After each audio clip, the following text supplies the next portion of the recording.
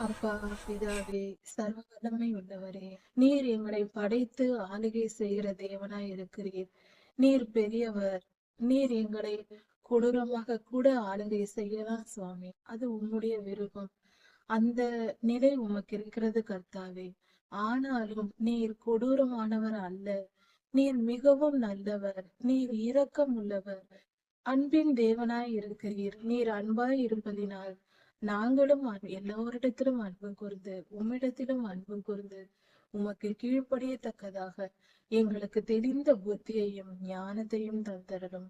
உம்முடைய அன்பு பெரியது சுவாமி. அதை உணர்ந்து கொள்ளுகிற இருதையும் எங்களுக்கு தந்தரலும். உம்முடைய ஞானத்தையும் உணர்வையும் அருளும் ஆவியானவரை எங்களுக்கு தந்தரலும். ராஜாதி ராஜா யேசுவாவின் நாமத்தினால பிதாவே. ஆண்டவராகிய இயேசு கிறிஸ்துவே, சீக்கிரம் வா.